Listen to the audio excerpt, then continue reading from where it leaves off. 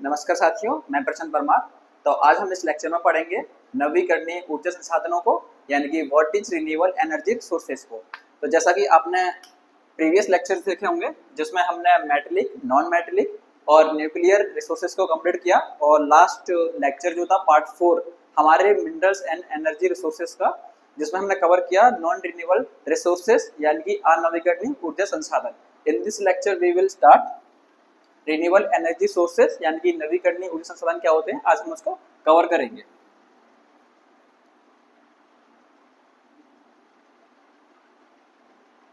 Renewable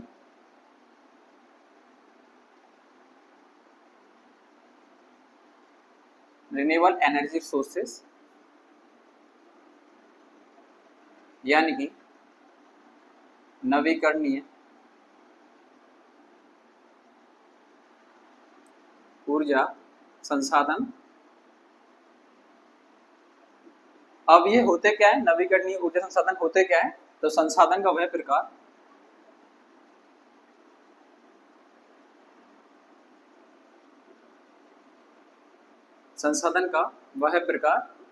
जिसे हम बार बार उपयोग में ले सकते हैं, उपयोग हेतु ले सकते हैं, यानी कि वे ऊर्जा संसाधन जिनका उपयोग हम कई बार कर सकते हैं।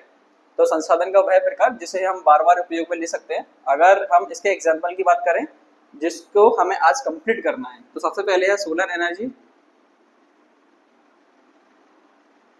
जिसे बोलते हैं सौर ऊर्जा। सेकंड हम पढ़ेंगे विंड एनर्जी,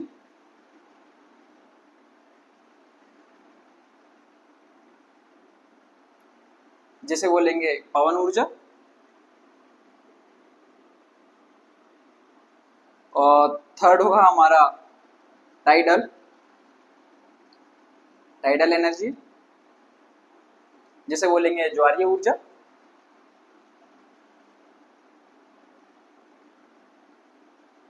देन हम कंप्लीट करेंगे हाइड्रोजन एनर्जी,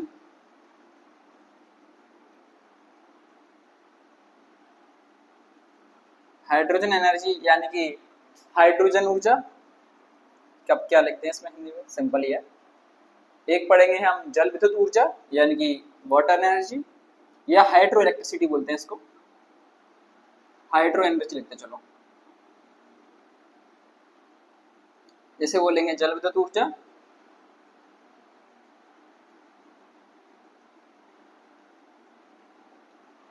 तो solar energy, wind energy, tidal energy and hydrogen energy and hydro energy यानी कि जल विद्युत ऊर्जा। और एक दो और हैं, जैसे कि एक है हमारा बायोमास और एक है बायोगैस। तो in this lecture we will complete renewable energy resources यानी कि नवीकरणीय ऊर्जा संसाधन। तो ऊर्जा संसाधन का वह प्रकार जिसे हम बार बार उपयोग में ले सकते हैं, उन्हीं को बोलते हैं नवीकरणीय ऊर्जा संसाधन, जो हाल ही में खोजे गए हैं, जिनका बड़े पैमाने पर इस्तेमाल किया जा रहा है। तो इसमें पहले सोलर एनर्जी कंप्लीट करेंगे, फिर विंड एनर्जी, देन पवन ऊर्जा, और फिर tidal energy, hydro energy, hydrogen energy और हाइड्रो एनर्जी, और देन कंप्लीट करेंगे हम बायोमास और बायोगैस को। इसी लेक्चर के साथ में हमारा जो ज्योग्राफी का 5 चैप्टर था मिनरल्स एंड एनर्जी रिसोर्सेज, वो आज कंप्लीट होगा। और मैंने जितने भी इससे पहले जो लेक्चर्स लिए हमारे पार्ट 4 आ चुके हैं पूरे, जिसमें हमने मेटलिक, नॉन मेटलिक और nuclear energy sources and non renewable energy sources को पार्ट 4 में कंप्लीट किया। आज इस लेक्चर का पार्ट 5 है जो इस चैप्टर को फिनिश करेगा, जिसमें हम कंप्लीट कर रहे हैं रिन्यूएबल एनर्जी सोर्सेज को। तो ये था एक छोटा सा ड्राफ्ट कि हम क्या पढ़ने वाले हैं। अब इसमें सबसे पहले हम पढ़ेंगे सोलर एनर्जी को। मेरे द्वारा जो भी आपको पढ़ाया जाता है, समझाया जाता है, मैं प्रयास करता हूँ कि आपको अच्छे से गुणवत्तापूर्ण तरीके से पढ़ा सकूं। इसलिए ज्यादा लेक्चर्स को रिकॉर्ड करने का पर्पस इतना ही होता है कि वीडियोस चाहे ज्यादा बन जाएं, 6 बने या 7 बने, बट आपको डीपली इंफॉर्मेशन मैं प्रोवाइड कराऊं। तो फर्स्ट ऑफ ऑल हम कंप्लीट करेंगे सोलर एनर्जी।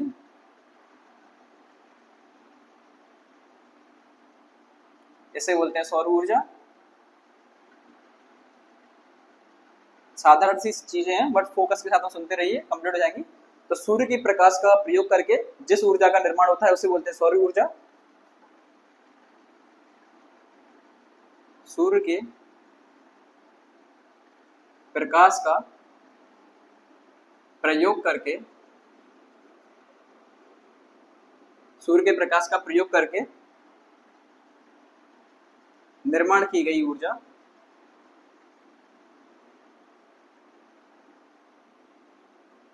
सौर ऊर्जा है। अब ऐसी कौन सी तकनीक है या कौन सी टेक्नोलॉजी है जिसमें हम सूर्य के प्रकाश का प्रयोग करके सौर ऊर्जा का निर्माण करते हैं? तो सूर्य के प्रकाश का उपयोग करके सूर्य ऊर्जा का जो निर्माण है वो करते हैं फोटोवोल्टिक सेल के द्वारा। जितने भी फिजिक्स के स्टूडेंट्स होंगे या साइंस स्ट्रीम के स्टूडेंट्स होंगे उनको फोटोवोल्टिक सेल के बारे में थोड़ी सी सामान्य जानकारी होगी, और नहीं है तो मैं बताता हूँ। फोटोवोल्टिक सेल एक ऐसी तकनीक पर काम करता है जिसमें सूर्य की प्रकाश का उपयोग करके सौर ऊर्जा यानी कि सोलर एनर्जी को प्रोड्यूस करता है। तो सौर ऊर्जा का निर्माण जो है फोटोवोल्टिक सेल के माध्यम से किया जाता है। एक स्वच्छ सौर ऊर्जा जो है एक स्वच्छ, सस्ती और अक्षय ऊर्जा का उदाहरण है। अक्षय ऊर्जा का है कि लंबे समय तक उपयोग में होने वाली, जहां जिसके दुष्प्रभाव नाम मात्र देखने को मिलते हैं। अक्षय ऊर्जा का उदाहरण, अगर हम भारत में संभावनाएं देखें तो सौर ऊर्जा का सबसे ज्यादा जो विकास है वो किस क्षेत्र में देखने को मिलता है? तो आप एक चीज नोटिस करना, या फिर मैं आपको एक कॉन्सेप्ट के लिए छोटी सी चीज बताता हूँ कि एक ऐसा बड़ा एरिया जहाँ बड़े पैमाने पर एक मैदानी भाग देखने को मिलता है या चट्टानी भाग देखने को मिलता है, या फिर खुले आसमान का वह भाग जहाँ सूर्य की किरणें सीधी पड़ती हैं या अधिकतर पड़ती हैं, तो ऐसे क्षेत्रों में सौर ऊर्जा का विकास जो है आराम से किया जा सकता है, क्योंकि जहाँ पे भी फोटोवोल्टिक सेल वाली जो सोलर प्लेट लगाई जाती है वहाँ बड़े पैमाने पर हमें सूर्य के प्रकाश की आवश्यकता होती है। तो सूर्य के प्रकाश की आवश्यकता हमें या सूर्य के प्रकाश की जो रोशनी है या फिर आपूर्ति है वो लगातार हमें खुले क्षेत्र में देखने को मिलती है। तो भारत या फिर उष्णकटिबंधीय क्षेत्र या उसके अंदर आने वाले जितने भी देश हैं वहाँ सूर्य का प्रकाश जो है वर्ष भर या फिर साल के लगभग 300 दिन अच्छी मात्रा में हमें देखने को मिलता है। तो मुझे लगता है कि ऐसे क्षेत्र में सूर्य प्रकाश सूर्य ऊर्जा है उसका विकास अच्छे से देखने को मिल सकता है। तो भारत का हो गया राजस्थान, थार का मरुस्थल जो है वो इसके लिए एक बहुत बड़ा क्षेत्र है, खुला क्षेत्र भी है और गर्म क्षेत्र भी है, सूर्य का प्रकाश सीधा आता है। तो राजस्थान हो गया, महाराष्ट्र हो गया, गुजरात हो गया और मध्य प्रदेश भी इसमें इंक्लूड करते हैं, क्योंकि अभी जो सबसे बड़ी यूनिट जो है सौर ऊर्जा की वो मध्य प्रदेश के रीवा में लगी हुई है।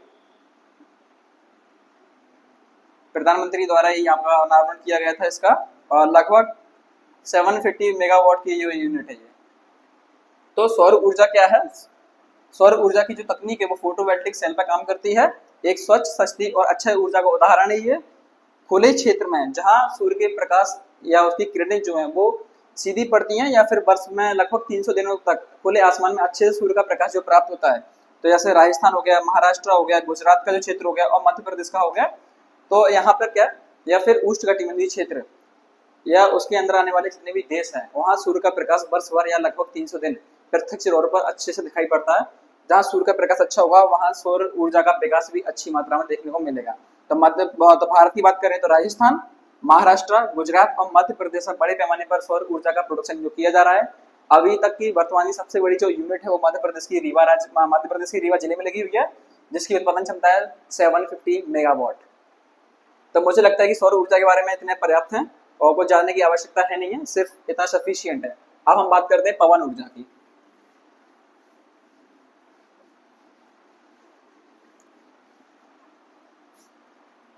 दूसरा है विंड एनर्जी।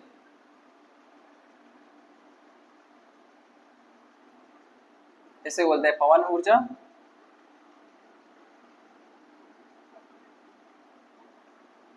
अब पवन ऊर्जा या विंड एनर्जी क्या है? तो देखो, हवा में जो होती है गतिज एनर्जी होती है। अब गतिज एनर्जी बोले या गतिज ऊर्जा, तो गतिज ऊर्जा क्या होती है? तो किसी वस्तु में उसकी विशेष गति के कारण ऊर्जा उत्पादन करने की क्षमता गतिज ऊर्जा कहलाती है। तो गतिज ऊर्जा क्या है? तो किसी वस्तु में विशेष गति के कारण उसमें ऊर्जा उत्पादन की करने की क्षमता गतिज ऊर्जा है। तो हवा क्या है, गतिज ऊर्जा का उदाहरण है। तो हवा एक गतिज ऊर्जा है जिसके माध्यम से आपने ये सारी चीजें देखी होंगी पवन ऊर्जा में। हालांकि डायग्राम तो फूल जैसा बना दिया, एक मिनट, ऐसे कुछ पंखुड़ियां होती हैं उसकी। हवा के माध्यम से ये जब फैन जो है वो रोटेट करता है या फिर घूमता है चारों तरफ, तो गतिज ऊर्जा यानी कि काइनेटिक एनर्जी प्रोड्यूस होती है, उससे बड़ी मात्रा में विद्युत ऊर्जा का उत्पादन होता है।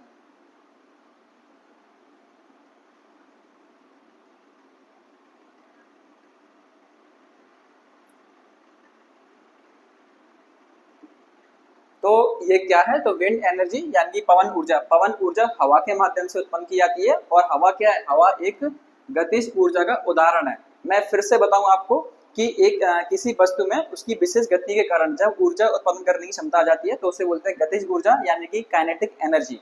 तो हवा के कारण जो पवन चक्कियां जो लगी रहती हैं, फैन लगा रहता है, वो घूमता है, टरबाइन के माध्यम से बड़े पैमाने पर विद्युत ऊर्जा का जो है उत्पादन किया जाता है। और विद्युत ऊर्जा के उत्पादन से घरों में, कृषि क्षेत्रों में,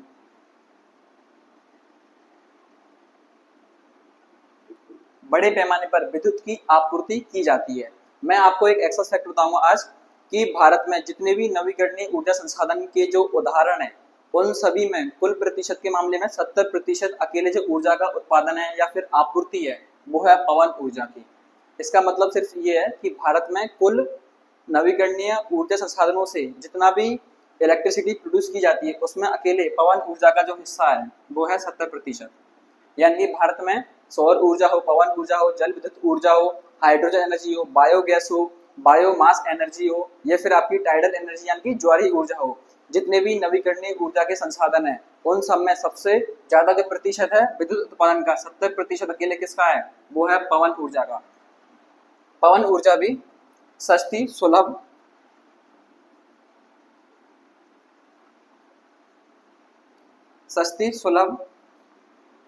पर्यावरण हितैषी का मतलब है कि इसका किसी प्रकार से पर्यावरण पर नुकसान या दुष्प्रभाव देखने को नहीं मिलता है। पर्यावरण हितैषी ऊर्जा का उदाहरण है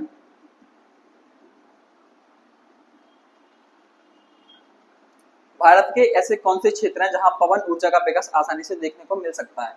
तो देखो, ऐसा कोई भी क्षेत्र जहां हवा की जो गति है यानी कि जो स्पीड ऑफ विंड है अगर 15 किलोमीटर पर आवर की स्पीड से भी अधिक है तो ऐसे क्षेत्रों में पवन ऊर्जा का जो विकास है हमें देखने को मिलता है।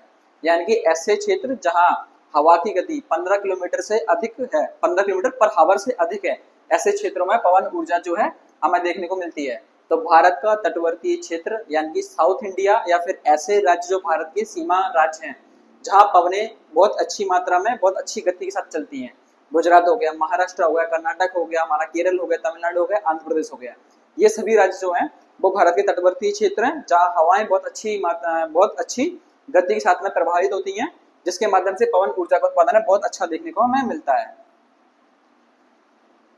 अगर हम इसके उत्पादन की बात करें तो फर्स्ट ऑफ ऑल है इसका आपका तमिलनाडु,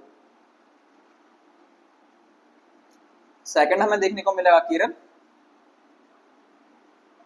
थर्ड जो है वो है कर्नाटक, फोर्थ मिलेगा हमें गुजरात, और फिफ्थ जो है महाराष्ट्र, और एक और है आंध्र प्रदेश अपना, ये प्रमुख है। तो भारत के ऐसे क्षेत्र जहां पवन की जो गति है वहां अच्छी मात्रा में प्रभावित होती है तो उन क्षेत्रों में पवन ऊर्जा का विकास अच्छा है। और वो राज्य कौन से हैं, वो हैं तटवर्ती क्षेत्र जो सीमा से लगे हुए हैं, तमिलनाडु, केरल, कर्नाटक, गुजरात, महाराष्ट्र और आंध्र प्रदेश में बड़े पैमाने पर पवन ऊर्जा का जो उत्पादन है वो हमें देखने को मिलता है। तो पवन ऊर्जा के बारे में सिर्फ इतनी इन्फॉर्मेशन हमारे लिए हमारे एग्जाम के किसी पॉइंट ऑफ व्यू से कंप्लीट है। अब हम कवर करते हैं ज्वारीय ऊर्जा को। ज्यादा कुछ खास है नहीं है, बस ये देखो कि एनर्जी का प्रोडक्शन कैसे हो रहा है, किसका उदाहरण है, किन किन राज्यों में इसका जो उत्पादन है वो ज्यादा है। बस सिर्फ आपको इतना पूछा जाएगा कि किन किन क्षेत्रों में इनकी संभावना ज्यादा है। तो पवन ऊर्जा की हो गई तटवर्ती क्षेत्रों में, जहां पवन की जो गति है प्रवाहित अच्छी मात्रा में होती है।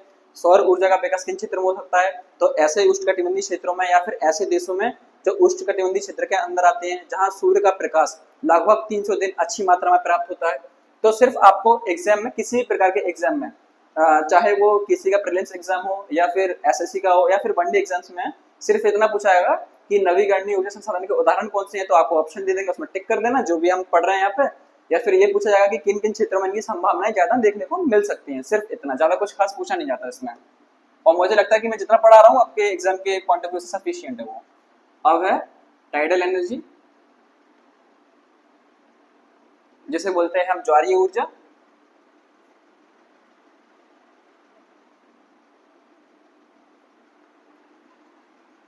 समुद्री क्षेत्र में ज्वार और भाटा के माध्यम से उत्पादन की जाने वाली ऊर्जा जो है वो है ज्वारीय ऊर्जा।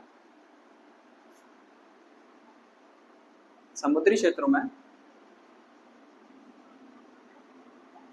ज्वार भाटा के माध्यम से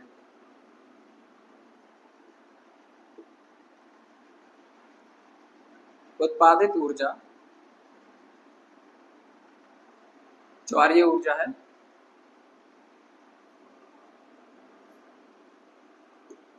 तो ज्वारीय ऊर्जा यानी टाइडल एनर्जी क्या है, तो समुद्री क्षेत्रों में ज्वार भाटा के माध्यम से उत्पादित ऊर्जा को ज्वारीय ऊर्जा कहते हैं। अब सिंपल सी बात ये आती है कि ये ज्वार भाटा क्या है। देखो, पृथ्वी है, पृथ्वी का एक उपग्रह है चंद्रमा, जो प्राकृतिक उपग्रह चंद्र का, और हमारे सोलर सिस्टम में सबसे बड़ा जो है वो है सन।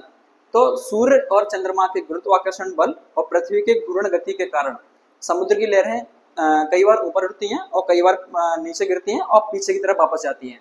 तो जब सूर्य और चंद्रमा के गुरुत्वाकर्षण बल और पृथ्वी के घूर्ण के कारण समुद्री जल जो है वो लहरों के माध्यम से आगे बढ़ता है या फिर कई ऊंचाई तक जाता है, या फिर पीछे हटने की घटना को, जो बेसिकली उसको बोलते हैं ज्वार और भाटा। समुद्र की लहरों का लगातार आगे बढ़ना और ऊपर उठना उसे बोलते हैं ज्वार, और लहरों का नीचे गिरना या वापस पीछे जाना उसे बोलते हैं भाटा। तो ज्वार और भाटा की जो प्रक्रिया है उसके माध्यम से जो ऊर्जा का उत्पादन किया जाता है उसे बोलते हैं ज्वारीय ऊर्जा। सिर्फ इतना। अगर हम भारत में इसकी संभावना देखें तो भारत में ऐसे राज्य जो समुद्र की सीमा से लगे हुए हैं या फिर जहां बड़े पैमाने पर ज्वार और भाटा जैसी स्थिति हमें देखने को मिलती है, उस सभी राज्यों में या उनके तटवर्ती क्षेत्रों में बड़े पैमाने पर ज्वारीय ऊर्जा का उत्पादन जो हमें आसानी से देखने को मिल सकता है। तो पहला है कच्छ का क्षेत्र, कच्छ की खाड़ी, ये गुजरात राज्य के तटवर्ती क्षेत्र है। कच्छ की खाड़ी, खंबात की खाड़ी,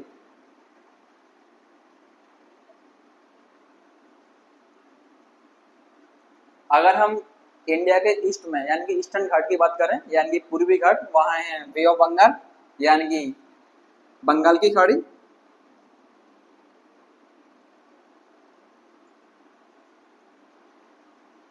बंगाल की खाड़ी क्षेत्र में सुंदरवन एक प्रमुख क्षेत्र है।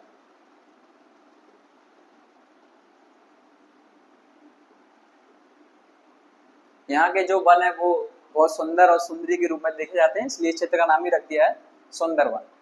तो भारत में अगर संभावनाएं देखें तो गुजरात के तटवर्ती क्षेत्रों में कच्छ की खाड़ी और खंबात की खाड़ी, और वेस्ट बंगाल यानी पश्चिम बंगाल का जो तटवर्ती क्षेत्र है यानी कि बंगाल की खाड़ी, जिसमें सुंदरवन क्षेत्र प्रमुख है।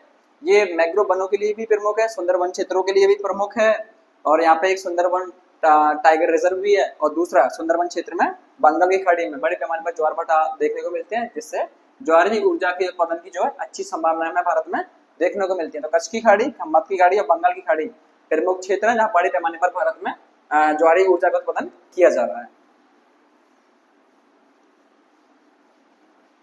अब हम देखते हैं बायोमास, फोर्थ है अपना।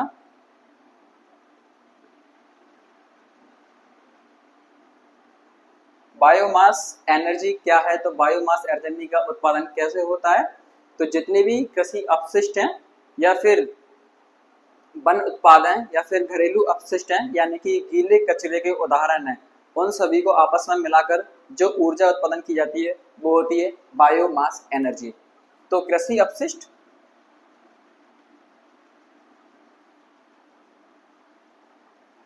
कृषि अपशिष्ट हो गया, वन उत्पाद हो गए, और थर्ड है हमारा गीला कचरा यानी कि घरेलू अपशिष्ट।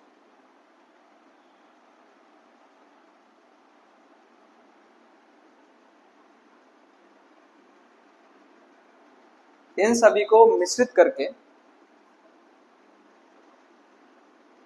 जिस ऊर्जा का निर्माण होता है उसे बोलते हैं बायोमास एनर्जी।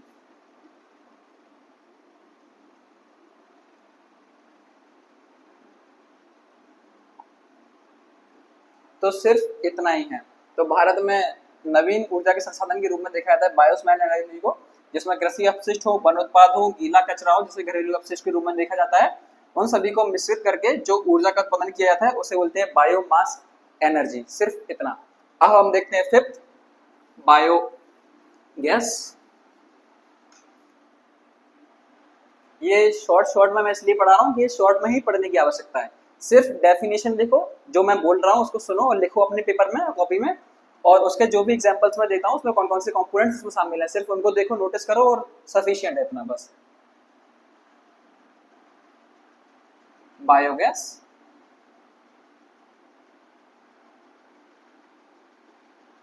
अब बायोगैस या फिर बायोगैस एनर्जी क्या है या फिर इसका जो उत्पादन है वो कैसे होता है। तो जीव जंतुओं के या फिर जानवरों के जो मलमूत्र होते हैं और मानव का जो सैनिटेशन होता है उनको एक बड़े चैम्बर में स्टोर किया जाता है। जैसे जीव जंतु हो यानी कि जानवर और मानव का जो मलमूत्र है उसको एक बड़े चैम्बर में स्टोर किया जाता है।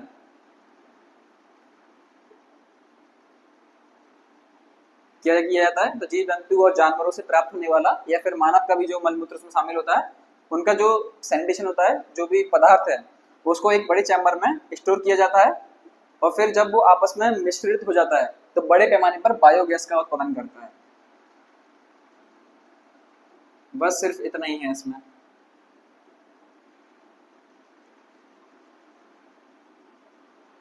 बायोगैस का उत्पादन, तो जीव जंतु जानवर या फिर मानव का जो मलमूत्र है उन सबको एक चैम्बर में स्टोर किया जाता है। आगे जाके जब वो आपस में मिश्रित हो जाता है तो जिस गैस का निर्माण होता है उसे बोलते हैं बायोगैस। तो बायोगैस का उत्पादन ऐसे होता है, इसमें 60% मीथेन होती है,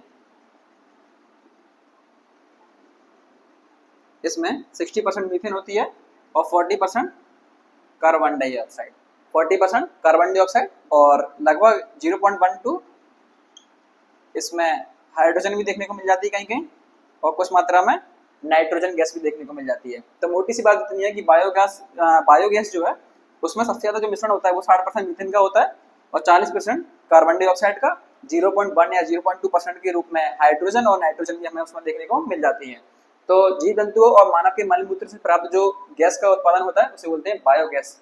और इसमें ये सिर्फ है जो ईंधन के रूप में घरों में बड़े पैमाने पर यूज की जाती है। बायोगैस का इस्तेमाल सबसे ज्यादा ग्रामीण क्षेत्रों में किया जाता है।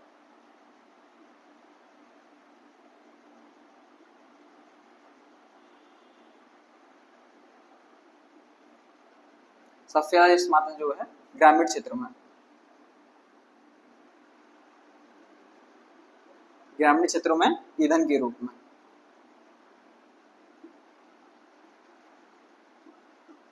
सिर्फ इतना। अब है जल विद्युत ऊर्जा यानी कि हाइड्रो इलेक्ट्रिसिटी। मुझे लगता है कि मैं बहुत ज्यादा साधारण भाषा यूज करता हूं तो आपको अच्छे से समझ में आ रहा होगा।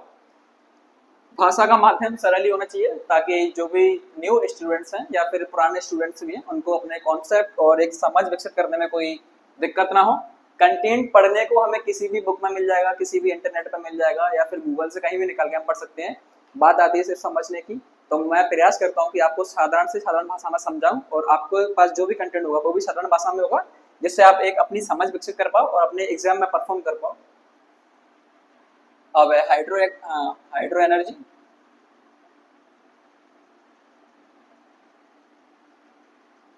जिसे बोलते हैं जलीय ऊर्जा या फिर जलीय विद्युत ऊर्जा, जलीय ऊर्जा लिखते हैं। तो भारत में बड़े पैमाने पर बड़ी बड़ी नदियां देखने को मिलती हैं। तो जितनी भी भारत की सदाबहार या फिर जो मौसम के या फिर मानसून के समय वर्षा के जल से प्रवाहित होती हैं, तो जो सदाबहानी नदियां हैं या फिर मानसून के समय नदियों के जल जो है वो आपूर्ति करता है उनमें, तो उन नदियों पर डैम बनाकर जिस ऊर्जा का उत्पादन किया जाता है उसे बोलते हैं हाइड्रो एनर्जी। तो नदियों का जो जल लगातार प्रवाह होता है तो उसको डैम बनाकर बड़े पैमाने पर स्टोर किया जाता है, फिर उसी जल का विद्युत निर्माण के लिए उपयोग किया जाता है, उसी को बोलते हैं हाइड्रो एनर्जी। जैसे एक नाम है जल विद्युत ऊर्जा।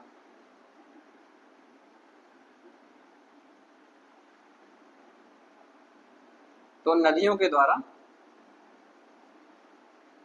नदियों पर डैम बनाकर उत्पादन किया जाता है।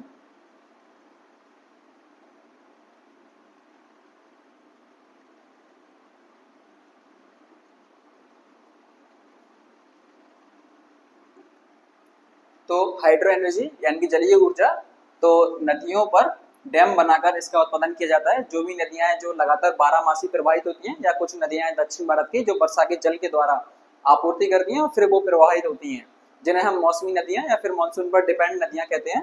तो जो बड़ी बड़ी नदियां हैं, चाहे वो नॉर्थ की हो या फिर साउथ की हो, उन पर बड़े पैमाने पर जब डैम बनाया जाता है तो एक जलाशय या झील का निर्माण किया जाता है, तो आवश्यकता अनुसार उस जल का प्रयोग विद्युत निर्माण के लिए किया जाता है। उसी से जो एनर्जी प्रोड्यूस होती है उसी को बोलते हैं जल विद्युत ऊर्जा, यानी कि हाइड्रो इलेक्ट्रिसिटी। जब हाइड्रो इलेक्ट्रिसिटी का प्रोडक्शन होता है तो बड़े पैमाने पर कृषि क्षेत्र के लिए भी जल मिलता है, जल और लाइट की आपूर्ति होती है, घरेलू क्षेत्रों में भी लाइट की आपूर्ति होती है, या फिर जो भी कंपनियां या बड़े पैमाने पर इंडस्ट्रियलाइजेशन या इंडस्ट्रीज एरिया है उनको बड़े पैमाने पर जब विद्युत की आपूर्ति की जाती है तो जल विद्युत ऊर्जा की आपूर्ति की जाती है। क्योंकि अभी अगर वर्तमान समय की हम बात करें तो बड़े पैमाने पर जो औद्योगिक क्षेत्रों में ऊर्जा उत्पादन के लिए कोयला और फिर जल विद्युत ऊर्जा का उत्पादन किया जाता है। अगर हम परंपरागत ऊर्जा संसाधन की बात करें तो उसमें कोयला होगा। गैर परंपरागत ऊर्जा संसाधन यानी कि रिन्यूएबल एनर्जी सोर्सेस की बात करें तो उसमें बड़े पैमाने पर जल विद्युत ऊर्जा का उपयोग बड़े पैमाने पर उद्योगों में, इंडस्ट्रीज में किया जाता है कंपनियों को चलाने के लिए। तो मुझे लगता है कि ये फैक्ट कंप्लीट है। अब हम देखते हैं एक कुछ बचा हुआ है, हाइड्रोजन बचा हुआ है। हमारे वातावरण में जितनी भी हाइड्रोजन है या फिर ऐसे प्राकृतिक संसाधन हैं जिनसे बड़े पैमाने पर हाइड्रोजन का उत्सर्जन होता है, उसी हाइड्रोजन का इस्तेमाल करके जो ऊर्जा का निर्माण किया जाता है उसी को बोलते हैं हाइड्रोजन एनर्जी। बस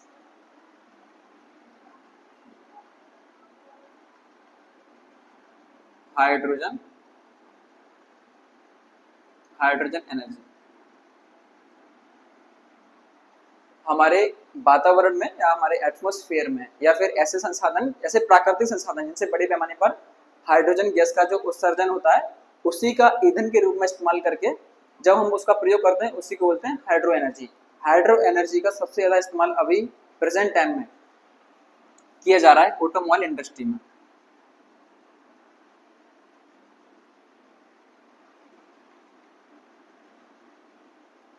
ऑटोमोबाइल इंडस्ट्री में तो हाइड्रोजन एनर्जी या फिर हाइड्रो एनर्जी का सबसे ज्यादा इस्तेमाल किया जा रहा है, किया जा रहा है ऑटोमोबाइल इंडस्ट्री में।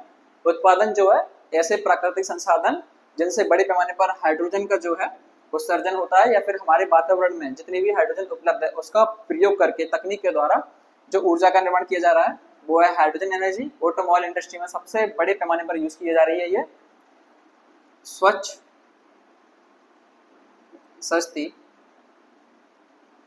और प्रदूषण रहित, यानी कि प्रदूषण नहीं फैलाती, प्रदूषण रहित ऊर्जा संसाधन है।